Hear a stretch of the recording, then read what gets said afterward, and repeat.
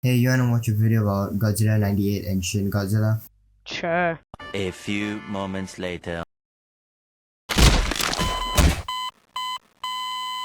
See, Animus, who's mostly a Godzilla YouTuber, made a video about Godzilla, and oh my god, it was awful.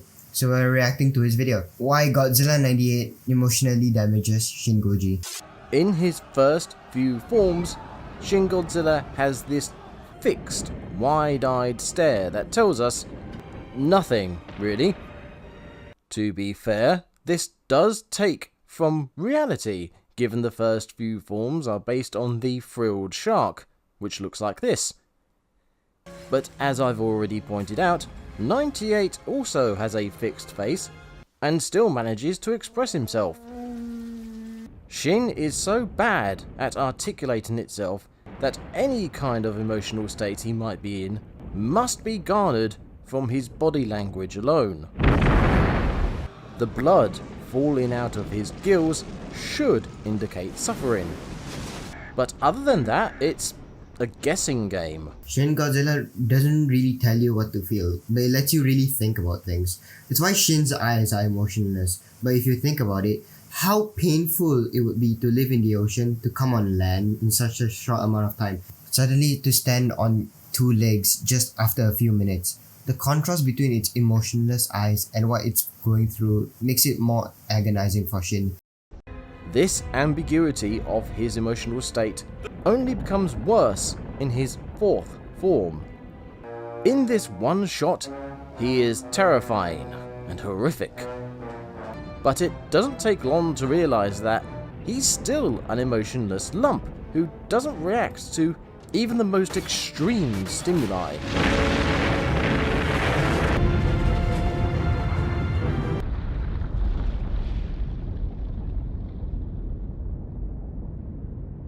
He's literally being shot in the face, and we don't know how he feels about that. This scene shows how durable Shin has become, being able to withstand waves of bullets and missiles. I mean, you even show Shin shielding his eyes from the missiles. Hell, even the original Godzilla was barely fazed by the military. It's only when Shin finally receives damage that he gets angry? Fearful? Upset in some way, not sure though. This could be down to Shin's schizophrenia. Yeah, that's right, schizophrenia. Shin Godzilla is made up of two beings, the frilled shark as mentioned, and the human scientist Goro Maki. This isn't exactly presented well in the film and therefore is mostly theory, but it's the best explanation for this. His human side could be controlling Shin like a flesh mech, hence the emotionless resolve against all opposition. It's only when he's really damaged that Shin's animal instincts override the human mind, causing him to do something other than just walk. I don't wanna, rain on your parade, even though I think your fan theory is worse than the infamous Sans Nest theory, but but I don't think that's the most logical explanation. Maybe you used the atomic breath to hit the planes that damaged him. Even so, this scene is still ambiguous about exactly what Shin is feeling, something we don't have to stretch for with 98. And the film knows this, which is why it has to use music so much to fill in the gaps.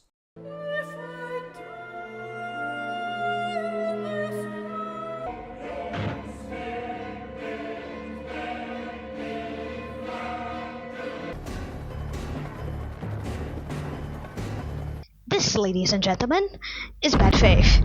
There's a reason why they specifically use opera music during the scene. It's to tell a story in music form. It's an artistic way to show how Godzilla is feeling. It doesn't shove it in your face. Upon the first time watching, you'd think it's just to fit the apocalyptic scene, but upon closer lyrics, it shows a different story. Here's an example.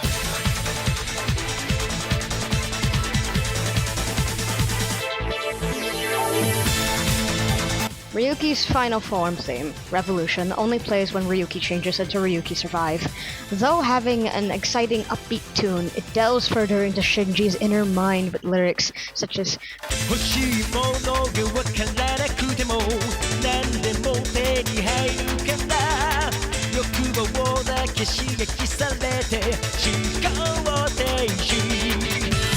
it tells you his mindset about the war he's fighting in a way that doesn't entirely spell it out for you, unless you pay attention to the song's lyric. I would go on about this, but I want to do this in an actual Ryuki video. King of the Monsters and 98 use their music as icing on the cake of their scenes.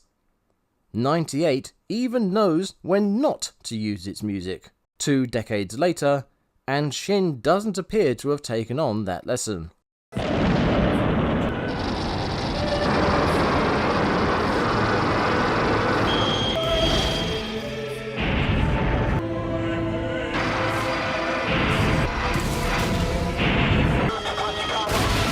What this scene does is provide an example of emotionality affecting the plot. This isn't a shocking revelation by any means. I find it funny that he says that Shin Godzilla doesn't know how to use music.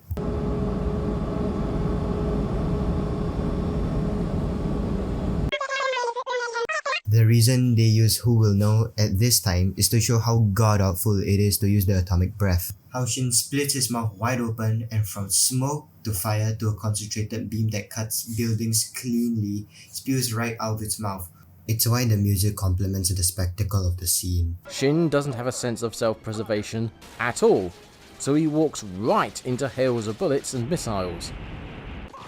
98 remembers his past encounters and is cautious in the face of perceived threats. Shin will just stand there gawping like an idiot and also just walking straight into danger.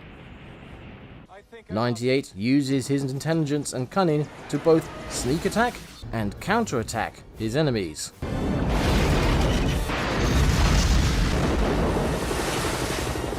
Shin... well, you get the picture. Shin has self-preservation. The reason why he doesn't care about the bullets and missiles is because he doesn't feel it. Shin actively defends himself from the mobs and was very cautious of the drones after the mobs hurt him. Shin appears and makes landfall, travelling somewhere. I don't know. And the film doesn't seem to care either. Well, behaviorally, all that it's done so far is move, so we can't determine intellect. Shin is travelling somewhere so he can... yeah, no, I don't know that either. At face value, Shin is just walking aimlessly for no reason. Shin doesn't know where it's going either. Similar to deers, they don't know there's a road. You can see this in Kamata-kun. He flails around and accidentally crushes a building. For a full breakdown of the final fight in Shin Godzilla, go watch my Fractured Diamond video. Compare this to Shin Godzilla's cast of cardboard characters. The two major groups of people are the government and the nerd crew, who, despite their differences in approach and methodology, are quite similar. Each has a figurehead and a bunch of different voices expositing the major points of any given conversation. So much does the film go out of its way to make sure everybody in the room gets a line, it leaves very little time for each person to be a person. I don't know if you know this, but this is a fast-paced political film. This film is time-sensitive. They don't have time to do anything else other than stopping Shin.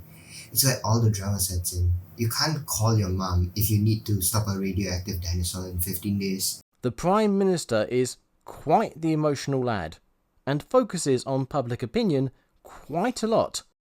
A major failing on his part is not stopping Godzilla when he had the chance because of the threat to people.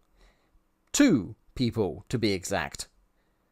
This decision is reflected later when Yagachi goes ahead with the plan despite the risk to civilians. The Prime Minister's emotional responses are wrong, Yagachi's cold, hard choices are right. The reason why Yaguchi goes ahead with the operation is because of the countdown of another nuke hitting Japan. Hell, he even issues a curfew order for the citizens to keep them safe. The PM saving those two people was to show a sympathetic side to him, and that he is not an incompetent person, just a flawed one. Yaguchi's contrast to the PM's decision is not emotions, it's action. When Shin first appeared, the PM didn't really act. They just switched rooms. Yaguchi took an immediate action when all their systems were ready. The threat of an A-bomb countdown hitting more Japanese soil, he couldn't hesitate and had to fully go on with the plan. When Yaguchi does get emotional, that is wrong and needs correcting. He told him to calm down because what he's saying is totally irrational. It's like if something happens in your game, would you break your laptop? Or would you calm down and think rationally? Yaguchi was experiencing impotent rage and needed to be calm to think of a plan. It's like why your gameplay relies heavily on your mood. You can't do your best if you're thinking negatively. Shin Godzilla makes a huge effort to make the safety of people look bad. The reason why we got that scene is because the government was doing nothing. The whole scene showed that even if the PM was making bad decisions, he tried to do what he thinks is right. Stick pump trucks and tankers on them and pump the coagulant into Godzilla while he sleeps. Or, since we've seen certain weapons can penetrate Godzilla's hide, drive over and plant a load of those under him and blast his bollocks off. I'm pretty sure if he lost enough blood from his wounds, his body would shut down that way. This might be the most idiotic thing I've ever heard. How are they gonna reach him? He's huge! 180 meters! This isn't Fortnite where you can build a skybase! Anyways, for the bombs, it's not just the explosion that hurt it. MOPs are designed to penetrate, then explode. You even see them penetrate Shin and explode inside of him. It's why he got damaged in the first place. It's because they penetrated first, then exploded. His character arc, what there is of it, is to become less emotionally driven. And that feeds right into the theme of Shin Godzilla, which is not what you think it is. The dangers of nuclear power? No, not really. The bad decisions of a misguided government? Also, no, not really. Thanks to keen minds like Omniviewers, there is a subtle, worrying theme to be discovered in Shin Godzilla. All of this bullshit is to promote the idea of human feelings bad, cold hard economy good. That is a terrible theme, making the film Shin Godzilla even worse. The theme isn't emotion bad. It's a satire of the government's lack of action during the Fukushima nuclear disaster and the Tohoku earthquake and tsunami. It's why this scene exists. 上陸という事態は想定しづらく、水深が浅くなり、川岸に打ち上げられたとしても、自重で潰れ、死に至ると思われますので、どうかご安心ください。繰り返します。巨大不明生物の上陸はありえませんので、都民国民の皆様、どうかご安心ください。総理、会見中に失礼します。It's the government lack of action in the beginning of the movie that ultimately snowballs into Shin being as destructive as he is. It's to show us that it's the bureaucracy that slows down the government, and it's why, without it, Japan was able to fight back against Godzilla, from asking aid from the US to saving themselves. That's the theme it's trying to push.